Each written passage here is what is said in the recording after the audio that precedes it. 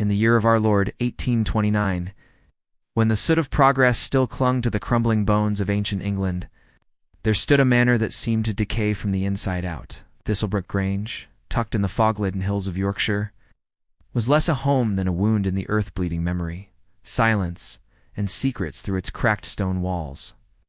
It belonged to the Ashcombe family, a lineage of minor aristocracy whose fortune had withered like old parchment, though the name still carried weight among whispering parlors. Its last heir was Lord Edwin Ashcombe, a man as pale and precise as a winter blade. His face was angular, his voice a near whisper yet when he spoke. People listened as though the wind itself had stopped to hear.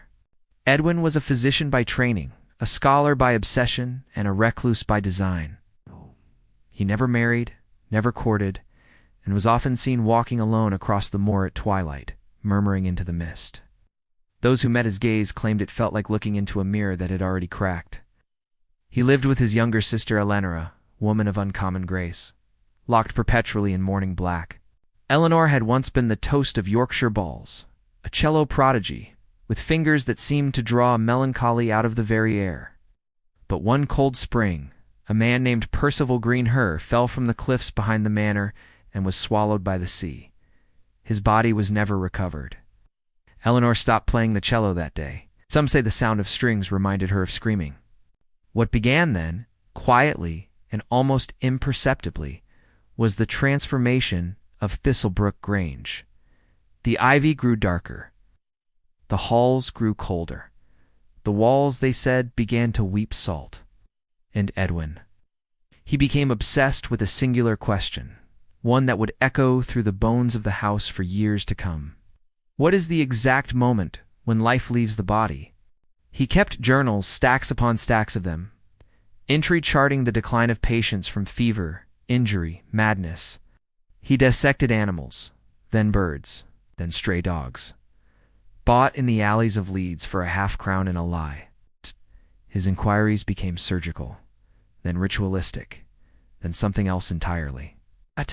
Yet no one interfered. He was Ashcombe after all. But one evening, as the rain traced blood-thin lines down the manor's windows, a scream pierced the fog. Not Eleanor's, not Edwin's, but a servant's. They had found a man in the cellar, chained to the floor, naked and trembling. His throat had been cut not enough to kill, but just enough to ensure that every breath was followed by blood. The floor was red, the walls painted in madness, and Edwin. Edwin stood nearby, calmly writing in his journal. He was arrested 2 days later. But what happened in the courtroom that followed, that was what England would never forget or forgive. They came for him with iron shackles and trembling torches. Did not resist. He merely closed his journal, placed the quill inside, and held out his hands, as though offering them to a priest, not a constable. His expression was not one of guilt nor defiance, but of calculation, as if his arrest was not an interruption, but merely the next phase. The trial was held in York, in a grand and weather-beaten courthouse built atop the ruins of an old monastery. People came from villages and towns far and wide, some curious, others bloodthirsty. In the words of a local apothecary, it was not justice they came for, it was spectacle, and spectacle they received. From the moment the doors opened, the room was thick with candle smoke and the rustle of damp cloaks. Edwin sat in the dock with the stillness of a marble statue, his white gloves folded atop his lap, the same gloves stained with the blood of a nameless man whose body had since disappeared under mysterious circumstances. The prosecution painted him as a monster and unholy blend of intellect and cruelty. A man who sought God's secrets not to save lives, but to dissect them. They showed drawings from his journals, diagrams of throats, pressure points, charts, mapping the time between arterial rupture and vocal silence. The room gasped as one page was read aloud, his own handwriting describing the sensation of a man drowning in his own blood. At 38 seconds, gurgling begins. By 1 minute, the lungs betray. The tongue convulses in futile protest. No scream, only drowning. Internally, silently, the defense tried to argue madness. They brought forth Dr. Mallory, a physician who once studied with Edwin in Edinburgh, who who spoke of the man's brilliance and tragic descent after the death of his sister S. Grief is a cruel tutor, he said, and it taught Edwin things no man was meant to know. But Edwin interrupted. His voice cut the air like a scalpel. I was not mad, he said. I was precise. He rose from the dock and spoke not like a man pleading for his life, but like a lecturer before his peers. He spoke of the soul not as theology, but as process. He theorized that death was not a single moment, but a sequence measurable, observable, documentable. He claimed the lungs sang their final aria not when they ceased to inflate, but when the blood, thick and red and bubbling, finally filled the alveoli and drowned the breath itself. I do not kill, he said. I record the exit of life. Gasps filled the chamber. Some murmured of diabolism, others wept. Lenore, seated in the gallery behind him, remained still, her face unreadable beneath her black veil. But perhaps the most disturbing moment came not from Edwin's testimony, but from Eleanor's. Summoned to the witness box. Her voice was soft, unsteady, like a string drawn too tight. My brother, she began, is not evil. He is ... lost. She described the change in him after Percival's death. The long hours he spent in silence, his refusal to speak of the body that was never found, his sudden obsession with blood, pressure, lungs. She described a moment just weeks before the arrest, when she found him seated in the greenhouse at midnight, holding a jar of blood lit by the moonlight. I asked him what he was doing, she said. He answered, I'm trying to hear it breathe. A chill fell over the room. The trial lasted 6 days. On the 7th, the verdict came. Guilty of murder with sadistic intent. He was to be executed by hanging. But Edwin Ashcombe, too firm, refused to die on anyone else's terms. And in doing so, he became something more than a killer.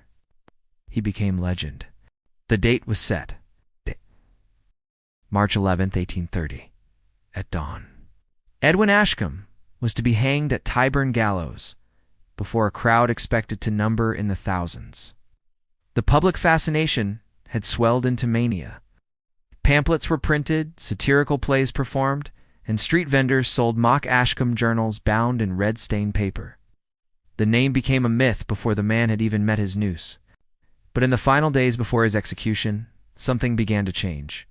First came the crows. They gathered on the prison roof, hundreds, black as pitch, silent and motionless, staring down into the stone courtyard as if awaiting a signal. No one could explain it.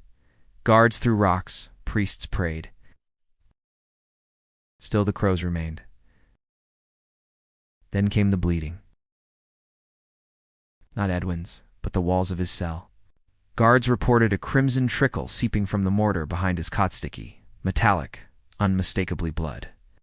They scraped it away. It returned. Doctors were summoned. They found no explanation. One of them, a skeptical surgeon from London, touched the red smear to his tongue. He fainted instantly. The execution went forward anyway. On the morning of the 11th, Edwin was brought from his cell wearing a simple black coat and no shoes. His face was calm, serene even. When asked for final words, he replied, I only ever wanted to know where the breath goes, when it disappears.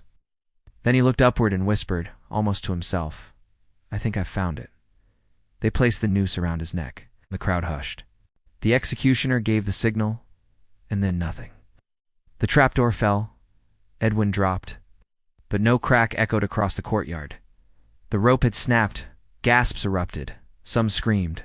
Others cheered. Edwin lay crumpled on the ground alive, unconscious, bleeding from the mouth. A priest ran to him, but before he could speak, Edwin's eyes opened, just for a moment, and in that moment he smiled. It was a smile not of relief, but of arrival. He was hanged again, and again something went wrong. The second rope held, but Edwin convulsed violently, not in the usual manner of suffocation, but as if his lungs were filling with liquid. His skin turned a deep shade of red. Blood streamed from his nose and lips. It was as though he was not being strangled but drowning while standing in the open air. Witnesses said it was the most horrifying execution they'd ever seen. He died not with a snap, but with a gargled, bubbling rattle that haunted those who heard it for years. But the legend did not end there. In the weeks after his death, strange cases began to appear. A jailer who had attended the hanging was found dead in his bedlungs, flooded with no water nearby. A judge who pronounced the sentence reportedly coughed blood for weeks before collapsing in the middle of a sermon. The doctor who examined Edwin's corpse vanished en route to London. Yes. His carriage was found overturned near a frozen pond, its surface cracked as though something had broken through from below. And then there was Eleanor. She withdrew from society entirely. Vanishing from the Ashcombe estate 2 days after her brother's burial, the manor was sealed, left to rot under ivy and fog. But those who passed by claimed to hear music late at night, a cello, playing a slow, mournful note that rose and fell like the breath of something asleep or watching. One traveler, years later, swore he saw a woman in black behind an upper window. She was holding a jar. Inside, something red shimmered. Decades passed. The name Ashcombe faded from law books and newspapers. The manor, long abandoned, was eventually bought by the government and sealed shut with iron bars and oak boards. Children were told not to play near it. Travelers avoided the moor. But stories continued to breathe. In 1906, a team of surveyors mapping the moors discovered something buried deep beneath the Ashcombe estate. A small brick chamber, sealed from the inside. When opened, they found jars, dozens of them lined neatly along the wall. Each was labeled by date, some over a century old, filled with a red liquid that, when disturbed, seemed to shimmer ever so slightly, like it was alive. The report vanished within weeks. The site was declared unsafe and the chamber resealed. But one of the surveyors, a man named Graham Hollisbeg, began coughing blood 2 days after returning home. He died that winter, lungs swollen, body pale, as though he'd been drowned in something far denser than water. It would have ended there, just another forgotten oddity in the British archives, if not for what happened in 1974. That year, in a hospital in Brighton, a boy named Thomas Eden was admitted after collapsing at school. He was 10 years old, healthy, no prior conditions. Yet within minutes of arriving, he began convulsing violently. Blood burst from his nose and mouth. Nurses tried to intubate, but the lungs were full. Not with fluid from pneumonia or trauma, but with blood. He drowned on the operating table. The autopsy found no internal injuries, no hemorrhage, no ruptures, just blood, as though it had simply appeared. His mother, devastated, began digging through family history.